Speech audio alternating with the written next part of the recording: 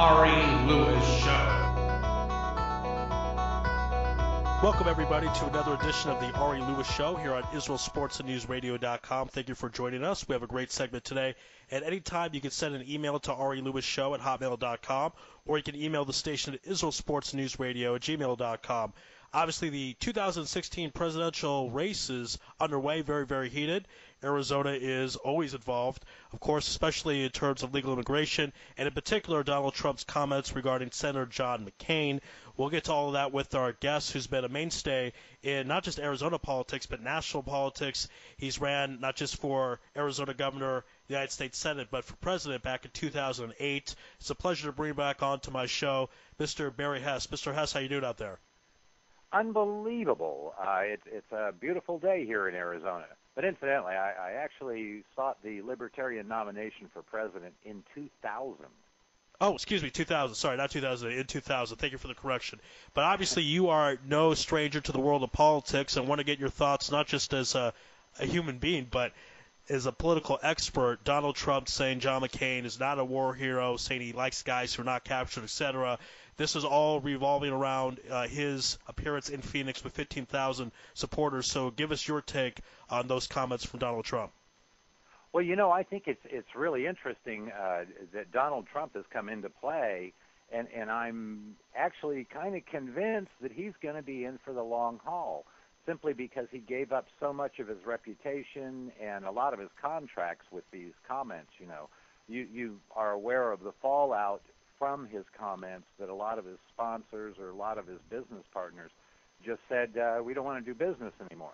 Right, sure. Which I thought was kind of interesting, but I do also know of the Donald, and Donald Trump does not get into a contract that if somebody doesn't try to back out on him, he's going to make a whole bunch more money than he would have if the contract had stayed in place. So there's an irony in it. But as far as his comments go, anybody who is not emotionally involved is going to have to say, there's a ring of truth to his words. We don't follow losers, we follow leaders. And leaders don't get caught, is basically what the message was that he was saying.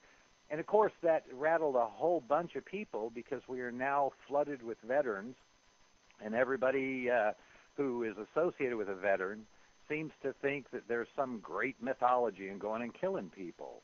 And I really, it's too bad that America has become the old Germany, in a sense, being very warlike in everything that we do. Every demand is accompanied by military force.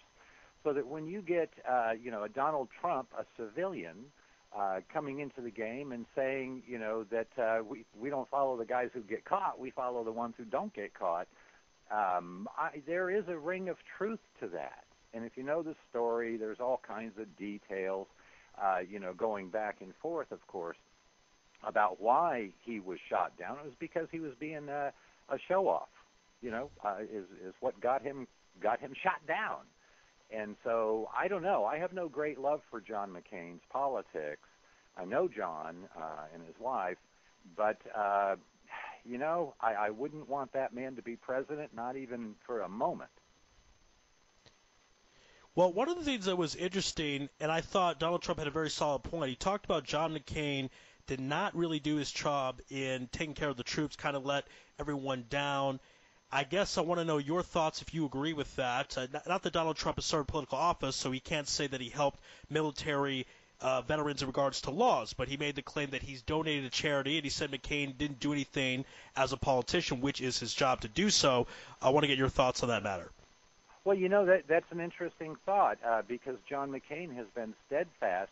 One of the big gripes that a lot of the vets who fought right alongside with him are really upset with him because he has blocked consistently going back and looking for American MIAs, the missing in action, which is inexplicable to me. But to anybody else in the military, it should be as well. Why wouldn't you want to go back and get the guys who were stuck there, So that's been very, very strange. But as far as his treatment, in the camp when he was there, who knows? Because we've all heard so many different stories from people who were there, including John McCain, but also others. And there have been a handful who have said John was an exemplary, higher officer. I guess he was the highest, well, only because of his being the son of the rear admiral who ran the whole show over there. But I've heard people say, yeah, he did take care of him, and we all do know that he refused early release because of his position, because of his birthright, as it were, and he apparently refused. But then again, there's the other side of that story, that had he come home early, it would have been an extraordinary embarrassment to his father, and to the United States and to himself. He never would have had a political career if he had come home early, that's for sure. So who knows? And realistically, who cares? I don't think John McCain should be considered an honest candidate for governor. I don't think any of them should. Don't get me wrong. There's not a clown in the clown car. There's about 16 of them who are all seeking that same nomination, and not one of them is worth my vote. I value my vote. I don't throw it away on these clowns. Amen to that. Actually, speaking of John McCain, one of the things that has seemed to be overlooked, he was part of the quote-unquote Keating Five and Friends of Gordon Liddy and a couple of other shady things. Do you think he gets a bit of a pass from the press because he was in the Hanoi Hilton in Vietnam for those 5.5 years? Absolutely. Absolutely. The press he's been the media darling, but that's because he's extraordinarily liberal. And many people go, oh, wait, he's a conservative Republican. Oh, no, he's not. Look at what he's done, not what he's said. That's where Americans have become so jaded, is they go on what these candidates say, not what they do. And very often it is the opposite. It's like the anti-gun senator, just shooting a home invader in his own home. Actually, two of them. And, he's not even supposed to have a gun because he doesn't believe people should have guns, but he had a gun, and it helped him. So you get this hypocrisy that is just, it has taken over what used to be an incredible country. I grew up thinking of America as we were the good guys. We were the guys in the white hats. We always did the right thing. And now we have simply swapped places with what used to be the Soviet Union as the evil empire, because now we're just trying to force our way around the world, which is absurd. I really have some difficult time with that whole concept of let's go kill people or let's stomp out violence is what they're trying to do, and it's obviously never going to happen. Well, one of the things that's talked about with the Iraq War and even up until then, the public opinion or world opinion of the United States gone dramatically down. There was a time where America was respected and liked throughout the whole world, and I don't think it's like that anymore, obviously. Can it turn around and come back, though? I think it can, because everything on the international scale, I guess, has revolved around a single office, and that is the presidency. The president sets the tone for the international experience that people have for America. And so, like now, we've got this guy who just lies all the time. He's completely worthless to anybody. Biggest joke on America that I could imagine is this Barack Obama character. I'm amazed that people put him in again. But then again, I was amazed that people put George Bush Jr. in again and Clinton. Neither one of whom should have been reelected, but they were, and here we are. The American public, I think, is to blame for a lot of the discord that's going on in the world. And it really breaks my heart to see what's become of America, because they're all trying to be just like every other country in the world. And, of course, there's never been a successful country in the world. Well, one of the things that should be discussed, I guess, is this concept of the fact the United States relies on its presidency. There's only two candidates that get time in the debates, that get time on national television. And obviously you try to break through that all the time. Talk about the difficulty of doing that, because... Well, Yeah, go ahead. Go ahead. Well, as No, you say, no, the difficulty dealing with that, the mainstream media, and they're behind those two parties. They don't let third parties get in. right. Well, it's because our media here in the States is completely owned by the political parties. All of what I call the old media, the network stations and stuff, they take marching orders. And there have been all kinds of programs where literally talking heads from CNN to Fox to all the other BS stations that are propagandists is all they are. They're all using exactly the same word track to talk about the same exact story. So somebody's giving them their marching orders. And I think Jimmy Kimmel did, 15 or 16 different examples of the same exact phrase being used on a plethora of different stations. So our media is completely controlled. Now, the good news is that we're able to go around the media because of third parties, like the Libertarians, for instance. We just said, "Ah, heck with it. We're not even going to try to get on their stations because we will legitimize them by taking part." So instead, we're going to go around them, and like you, and like this show, you are becoming the media itself. So now the old media, the propagandists, they have to now compete for getting people's attentions to believe their stories, and it's not working. Here, our newspapers, for instance, have gone down. I think it's just funny as all get out, because if you look at like the classified ad sections, you'll see there's nothing left of them because of Craigslist. They are being picked apart, and they rightfully should be. The old media here is just a pack of lies. Virtually everything that you see on TV here from the old media network news is a lie or has been shaped to make you think something.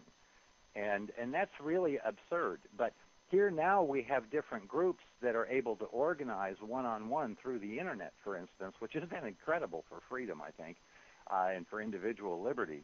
So now we can organize our own debates, and we don't have to go to the old guys. I mean, here in the last election, just last November, I was running for governor, and they had the Chamber of Commerce was holding a big whoop-de-ding debate, and of course they didn't want me to go.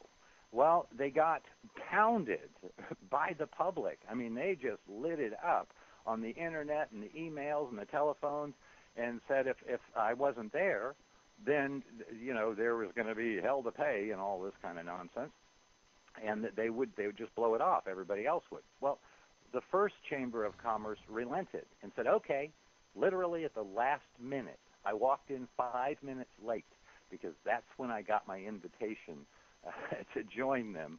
And we dominate the debate every single time because these guys got nothing, and they're all lying, and I get to tell the truth, so it's kind of fun. But the second one, there was a second Chamber of Commerce debate, and they went ahead without me in spite of public outrage. And, of course, it turned into a big bomb that the Republican who was in it actually told me it was a good thing I wasn't there because there were hecklers, and, they just started disrupting. And I think that kind of activism is what we're seeing more and more of, and we're going to see it next year in the presidential elections, where the public is just standing up saying, this is what we want. We're not counting on some talking head to speak for us. And so I see it as opening up, but not in the way that the old media would love to control people and say, here, we'll give you a little bit. I mean, when I started in this game, people were excited if they would put the word libertarian in. I mean, there was one in Tucson where we met. And the big, huge debate, 1,400 people, and it was great. It was done by the Goldwater Institute, and I guarantee you, without bragging at all, and it's just because I have the better material and better ideas, I dominated that debate. There was a 1,400-word write-up, coincidentally, about it in the newspaper, and all it said in reference to anybody other than the Republican and Democrat was, and the Libertarian candidate was there too. That was all Wow. they said, because they're afraid of our ideas because we make sense to common sense people. That's what they're afraid of, is us getting our ideas out there. And it's happening no matter what. People are starting to go, yeah, that income tax, that's theft. I mean, you can't say it's better to steal a nickel than to steal a dime. It's the idea of stealing it all. And that's where libertarians are, of course. And yet you have Republicans and Democrats all wanting to pick the pockets of the American taxpayer again and again and again. And it's getting crazy, because all we're doing is funding these stupid cavorting trips across the ocean to stick our political nose in other countries' business. And it's unfortunate, but I do believe that it's getting better just because of the Internet. There is news stations will go away in the near future just because nobody cares and nobody believes them anyway. After all the old people die. This is the Ari Lewis Show here on Israel Sports News Radio. Obviously, we hope everyone lives as long as possible. But I want to touch upon what you said with internet, radio, internet media, because that's what I'm doing, obviously. Do you really believe that everyone's going to shift and come towards the internet? I mean, that's good for me. I want that to happen. But I want to know why you're so confident that that is what's going to happen. It's already happening. We're seeing it.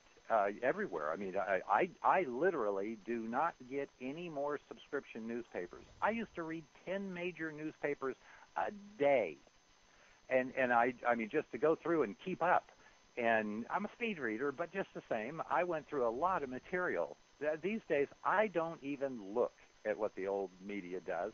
We do not, in our home for the last 4 or 5 years, we have not even tuned into a single network newscast, because we know they're lying to us. I've been on them so many times in my own case where they will take and completely distort everything that I've said, everything. And so I know they're lying. So why am I going to listen to a liar? Well, a lot of other people are coming to that conclusion as well. And at the same time, I think that you, in your position as an internet broadcaster, you're in a better position than the old media, because, see, they got to support their infrastructure.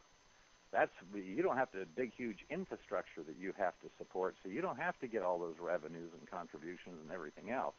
Whereas the old way of doing it is simply an antique. So I do see that going away completely. And the internet, the independents like you, based on your broadcasts, if people like what you say and they trust what you say, your show is going to grow. You could become a worldwide phenomenon. Oh, I like the sound of that. And again, this is the Ari Lewis Show here on Israel Sports News Radio. And as Mr. Hess mentioned, we are not a corporate site. You take a look, you don't see a bunch of big-time ads that are going to influence what I say. You know, the way we make a revenue right now, donations from listeners like yourself. So you can click on the donate tab for more about that. Mr. S, let's talk about, you were saying, obviously you don't like a lot of the candidates. I want to know, regarding the 2016 presidential election, are there any candidates out there that you do like, you support, you like their ideas, favor them, etc.? Well, I'll be honest, and this is really weird. It's certainly not because of his politics, but the guy I like the most is Donald Trump, simply because he's taken a switch to him. He's taking these boys out back saying, oh, no, you don't. You know, when they try to ice him out, he can form his own venues. And so I think it's really good for the public to see not what he says, not his policies, but what the dynamics of what is going on is people are coddling up to that, and they're willing to turn their back on the old media. And I think that's where we're coming to. Now, part of that is driven by this depression that just keeps getting deeper and deeper and deeper. Every time they try to bail somebody out, all they're doing is putting the American taxpayer on a higher diving board. And yet, the libertarians are here to remind you, hey, the swimming pool's still empty. You know, that's the whole difference. And so when I see these candidates, there is not one of them that I would say I would vouch for. And my intention at this point is to write in Ron Paul, because I don't waste my vote. I vote for what I want and nothing else. I don't play that lesser evil. I'm not afraid of any candidate.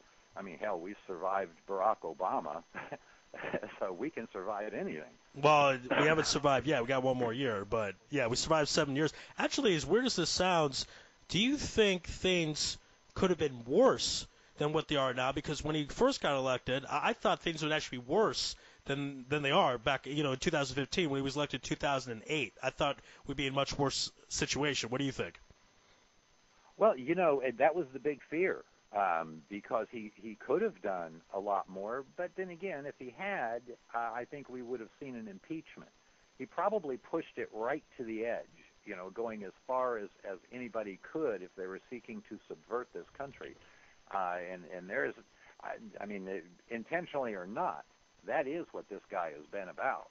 He has been destroying everything that was America, and it's unfortunate. And involving the whole Israeli-Palestinian thing.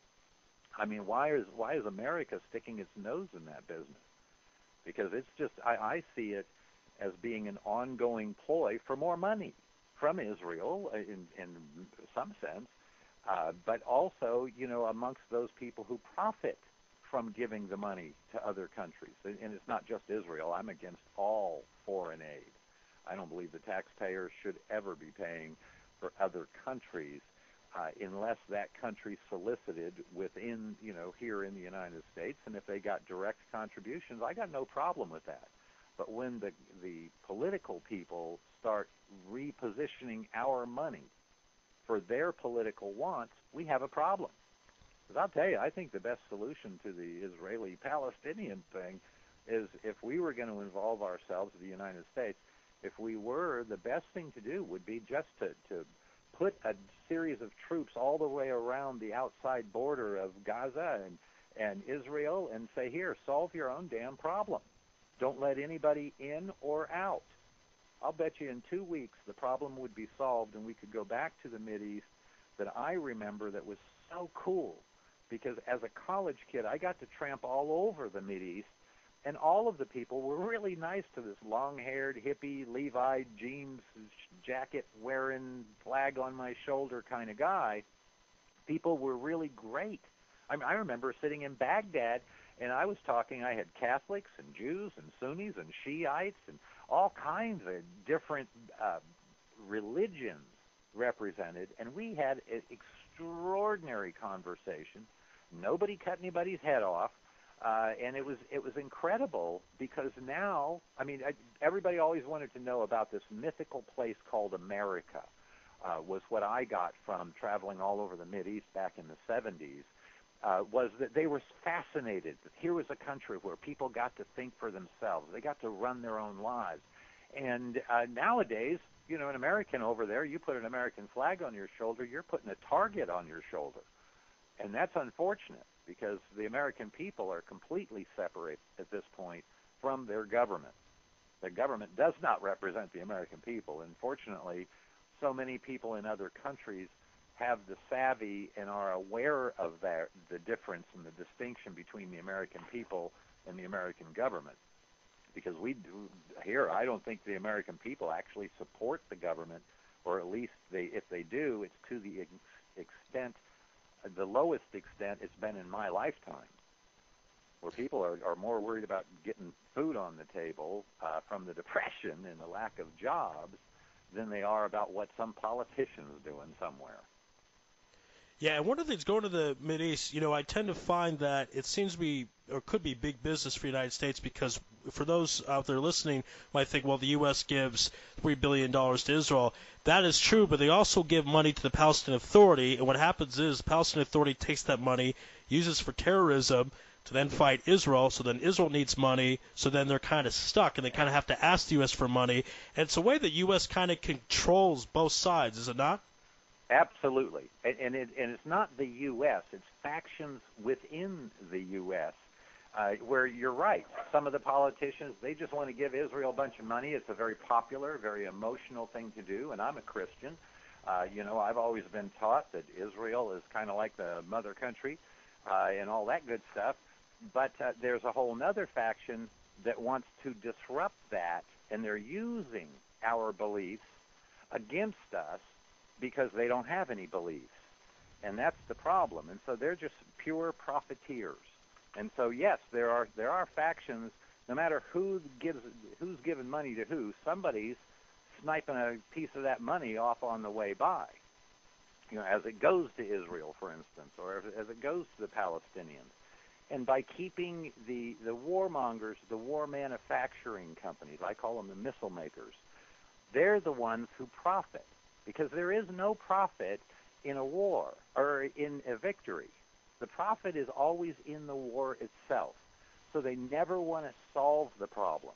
And like I was telling you my idea about just putting troops around, don't let anybody in or out, and in 2 weeks, Israel and Palestine will be back where they were. I mean, because I remember going up to Temple Mount and stuff, and everybody was there praying. It was a peaceful thing. Now, I mean, you got to fear for your life if you want to go pray to God, for crying out loud. That's absurd. But the war makers, the missile makers, they're the ones who profit by all this. Whereas if anybody had any sense and did any kind of thinking, they would understand war is obsolete. It doesn't work. Even the declaration of victory is just a momentary respite as the vanquished regroup and wait for opportunity to come back. So it's, instead of solving the problem, they just squash it down and expect it not to pop back up, and that's stupid. It's not going to happen. Yeah, and one of the things I also want to point out to listeners who may not know this, even when the United States gives Israel a certain amount of money, there is a deal that Israel then has to use that money, part of it, to buy weapons from the United States. So it's another business deal on top of another business deal. So there's a lot of money with this situation. And there's corruption in Israel, too. I mean, in a big way. I'm not going to say our politicians are clean at all. I mean, we have Ehud Olmert was the prime minister about 8-9 years ago. He's been convicted. He hasn't served his time yet, but he's supposed to serve about 6 years. Yeah, Moshe Katsav. We've got our bad politicians as well, no doubt about it. This is the Ari Lewis Show here at Israel Sports News Radio, speaking with Mr. Barry Hess. We're talking about politics. Let's go to, you talk about Obama almost being impeached, almost getting to that line. Let's go to Hillary Clinton, who is running. A lot of people say if the whole truth of Benghazi came out, that would be it. What do you think? I think that's true. I don't think she has a snowball's chance in hell. In fact, I even went up to a place that's called predictit.com and placed a bet that she won't even get the nomination. No, I think the Hildebeest has too much baggage in even being considered as a viable nominee. And so instead they're pushing this guy amongst the liberals who just want to go steal stuff from people. That they're pushing this Bernie Sanders, who is an outright socialist. He makes no bones about it. That's kind of interesting to me because I just see the political party, and the political party is the Republican Democrat Party. They are the same thing, and they're intentionally devised to try to keep people thinking between two points and acting like those are the only points that people can be concerned with. And that's where American politics has gone so badly, is that people think, well, if you don't like the Democrat, you must like the Republican. Well, no, I don't like either of them. It's almost like the NBA here. You do sports, so you know the NBA. I'll bet you there are probably 20 Michael Jordans, talent-wise, out running around just in our country alone. But you will never hear of them. They will never get the opportunity to get in front of a camera like Michael did. And Michael's an extraordinary athlete. I really think I like Michael. but there's a lot of Michaels. And what the NBA tries to do is to convince the audience that none of the others, anybody outside the NBA, none of them are worth watching. And yet there's extraordinary talent that will never be exploited, simply because of timing and luck and who you know and what your talent is, of course. But that's the same thing in politics. They want you to think there are only two poles. But now with the whole the rise of the libertarian movement, which it's international. I mean, this is a huge movement of where people are just saying, wait a minute, you mean I own myself? That somebody else, nobody has any legitimate authority to tell me what to do? And they're realizing, well, yeah, that's exactly what it is. Well, otherwise you have two babies born side by side, which one is the leader? You know, there is no leader. There doesn't have to be a leader. And so to me, I think we're living in some very, very revolutionary times, because there is a massive change of thought going on, where people are more akin to saying, you know, why don't we let people believe what they want to believe, as long as they don't harm another person, their property, or their rights. Let them believe in you know, their spiritual reference should be something that should be exalted to them, whatever it is, you know, whatever our individual beliefs are. I just believe that individuals should be able to worship at the dictates of their own conscience, not because somebody told them this was a convenient religion or this was one where everybody else is. You know, it's sort of like over here where you have Democrats signing up as Republicans, and the reverse, where it's politically appropriate. Because we had a governor here, Jan Brewer, and she ran as a Republican, for instance. Now, she was a screaming Democrat from the word go, no matter what. All you had to do is look at what she did, but don't listen to what she said. And so, you know, you don't know who's what. This is all political opportunism, where if somebody wants to get into politics, they pick a party, and they pick the party that they think is most likely to help them out in terms of forwarding their own cause, so they can go up and steal money from their neighbors. Well, again, this is the Ari Lewis Show here at Israel Sports and News Radio. Speaking about not just Arizona politics, global politics, presidential race 2016. And my guest, of course, is Mr. Barry Hess. You were talking about you don't think Hillary will get the nomination. So Bernie Sanders is the wild card, and I know other political experts and pundits that think he's going to win it. Do you think he'll win the Democratic nomination? I don't. No. I hope the American public is smarter than that. And part of that is my emotional hope. I understand that. But I don't think he will. I think that Bernie's going to burn out relatively quickly. Probably won't be before Christmas. He'll be a who. You know, nobody will know who he was. But it is something to see. You can tell the angst amongst the Democrats. I don't know who it's going to be. It might be, you know, Joe Biden is going to start looking, and he already is starting to look like, you know, the kind of acceptable choice. Joe Biden, of all people. I would pick him as the nominee. Yeah, very interesting, because vice president, and he was kind of an afterthought. People thought he wasn't going to run. Even when Obama was elected, people thought, well, Biden is going to kind of just do the vice president thing, run out, and we'll have someone else. Why do you think people would get behind Biden over Hillary? Biden has less baggage, I guess, as you were talking about. Any other reasons? No, I think that's pretty much it. It is going to be he is the least blemished amongst them, and I do think that he'll end up with the nomination.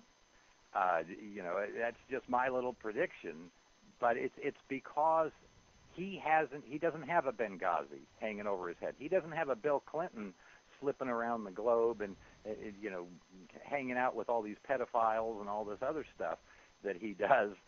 So that she has the legacy of Clinton to contend with, and it's not a good one.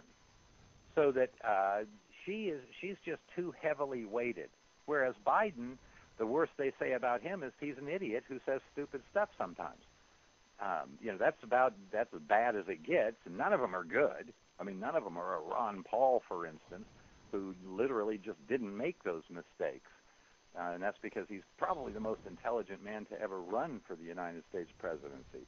And his problem, of course, is that he speaks in half sentences, expecting his audience to know what he knows. And he's thinking 10 thoughts, trying to cram them out of one mouth, you know, and that's kind of a problem. But it works for him. As a speaker, he's a terrible speaker. But it works because he's honest, and it comes through.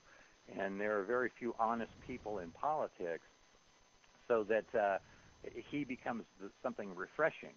I could see us, you know, kind of going into a situation where the Republicans have huge amounts of money, so they're going to get their voice out there, and it just keeps going and going.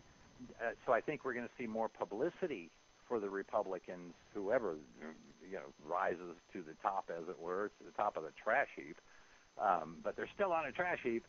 I think the Republicans are going to see a whole lot more embracing of their ideas, which, are half-baked. They attempt, and a Republican is just a frustrated libertarian. The Republican Party is actually a subset of libertarianism, but they can't go all the way. And, of course, we're a party, for instance, the Libertarians are a party of principle. Like when we say no stealing, we mean not stealing a dime, not for the Republicans, and not stealing a dime for the Democrats. That's what we mean, is we're there about the moral attributes of using the political process. And I think that's going to win out. I very definitely think that we don't know who the Libertarian nominee will be, but they will be a contender. They'll get a whole lot more publicity, and part of it's because of, they have 16 Republicans, I believe, and who have announced they're going to run for president. And it's funny because nobody knows which of them they would like to support or which one's the best, and they're so split up. This could open the door for a third-party candidacy, and who knows who it would be. I mean, I don't even know who I would trust as president, aside from people like Ron Paul or Judge Andrew Napolitano, people who actually put principles above politics. That's important to me, and it's important to me because I have kids. And I want my kids to grow up with the legacy of America that I got to grow up with, where we wore the white hats. We were the good guys. It was a land of opportunity. And I know when I was 16 was when I couldn't wait to get out of the house. I went out and bought my own house, 16 years old. You try doing that today. Today you got 50-year-olds who can't even buy a house in America. So our home ownership is at the lowest level that it has been since 1962. Wow. So yeah, I know. People don't realize how severe this depression really is, and it's worse. It's bad getting worse. Every time they print up some more money, it's just watering down the money that's already out there, and so it becomes worth less. So we are suffering inflation, and they've been hiding those figures. We've been suffering inflation pretty seriously for years and years, and I think we're very close to the break point. But as far as the political candidates coming, I mean, because Obama could have done a whole bunch. What really makes me mad, it wasn't even that he got elected. He got elected as, the Messiah, for crying out loud. Everybody, he had some enormous momentum going, so he had the opportunity to truly be a great one. But he blew it. He blew it completely. His legacy is one of dismal incompetence, stupidity, and arrogance. and I think that in 10 years, people will be going, who? Who's that guy? You're right. He had a tremendous amount of momentum going in, no doubt about that. Again, this is the Ari Lewis Show here on Israel Sports and News Radio. My guest, Mr. Barry Hess. You were talking about Libertarian candidate making some noise, and then you were also mentioning you like Donald Trump. Let's say, as the trend goes, the Republican quote-unquote favorite would be Jeb Bush, meaning he's more the mainstream, he's more the log stay in that party. If Jeb Bush wins, even though Donald Trump is currently in the lead, would you see Trump running perhaps as a Libertarian third-party candidate? But, I hope he runs as a third-party candidate. He'd have a long way to go to become a libertarian. But you know what? The one thing I do know about Donald is that he's willing to make it right. He's willing to fix it. He's a deal maker. And so that if you can make sure that he understands where those policies are wrong, I think that he will stand up, because the only reason a guy like Donald Trump would do this would be because he wants to leave a legacy. A lasting legacy. He's seen buildings with Trump on them. He's seen yachts with Trump on them. He's seen parcels of land and golf courses with Trump on them. All of them, or many of them, now the name Trump has been removed because somebody else owns them now. And so he has no lasting legacy. And I think that that's what he's after. This is almost a pure ego kind of thing. And I think that he actually believes he would be good for the country. And I don't know that he would be any worse than a Barack Obama, because I think he is willing to make the bold moves that Obama has been so timid about. And now, other than he's made a couple of major blunders, this Obamacare nonsense, that chicken's coming home to roost. and it's kind of crazy. But I think that Donald Trump really could run as a third-party candidate and win. I don't think there's any doubt but that he could win, because when it comes to picking a political candidate, you're going to see a lot of the propaganda. It's ultimately going to confuse the individuals who pay no attention to it other than on election years.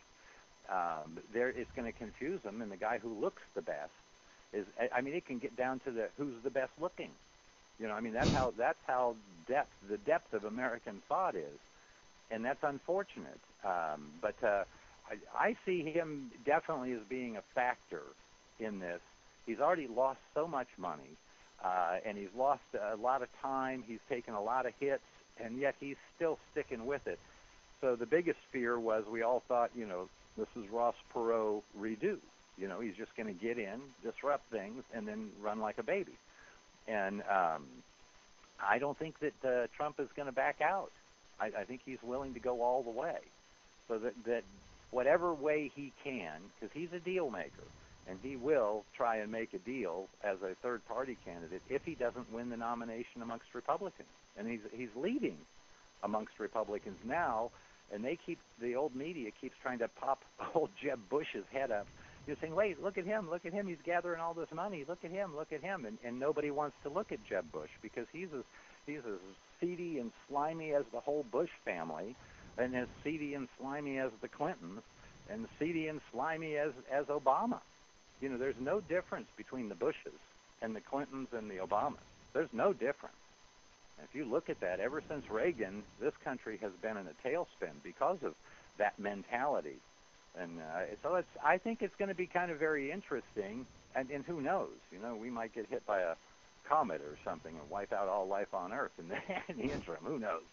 God forbid that, but we are certainly in perilous times, so no doubt about it. Now, one of the things Donald Trump has said, that he will not run as a third-party candidate if he gets a fair shake by the RNC and everyone involved. The question is, do you think he will get a fair shake? You talked about the media already trying to pump up Jeb Bush. What about the RNC? Will they try to pump up Jeb Bush because that's the guy they really want in there? Oh, they'll definitely push it, and they will not give Donald a fair shake. But his ego is such that even if he is treated exactly like the other guys, Donald thinks he should be treated better. And so he is never going to be satisfied with how the RNC treated him. Already, the battle lines are being drawn, and I thought, well, maybe this is just a little bit of a political showmanship going on. And I've talked to several people who are in the inside, and they're like, nope, this is for real. This is not just a show. And that is something that's really amazing. So I don't know. I'm saying that Trump will be a major factor. Biden will likely come in as the Democrat nominee.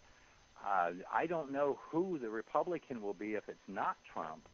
They'll try to push Jeb, but people just don't want Jeb. They don't want another Bush. We've had enough. Yeah. And as cute as it might be to say, ooh, we had 3 presidents and 1 family, well, we don't want that. Americans are kind of adverse to the royalty, the elected royalty kind of deal. And that's what's going on. That's what the Clintons are trying to pull. But I think the Clintons have just lost their grip on stuff, and she's nuts. I mean, I haven't got a whole lot of respect for Hillary because I don't trust a word she says.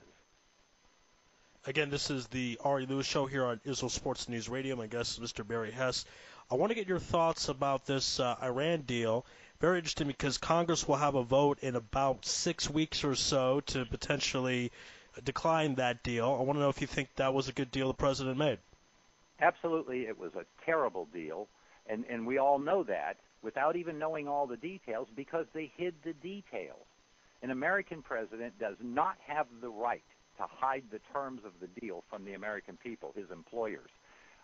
So if they don't vote it down, it's going to be just more of the same. That's all. You know, it's just going to get worse and worse and worse.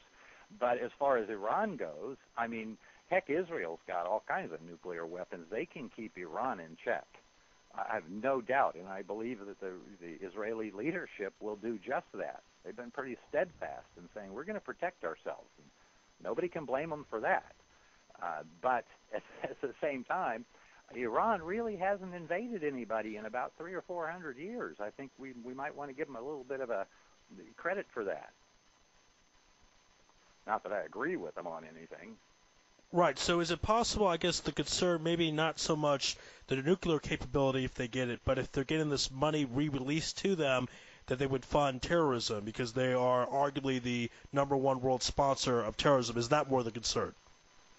I think it is. I think it's the fear, because this whole terrorism thing is, I think, is totally made up. Totally made up. The CIA is definitely behind ISIS. They're the ones who put them all together, and the Taliban, that wasn't any question at all. We funded them. I say that we, not me, but the U.S. funded them, and they allowed it. But see, this is the idea of terrorism is sort of like the environmental argument of the socialists. They want to say there's something bigger than us, so we all have to band together to fight this particular aspect of it.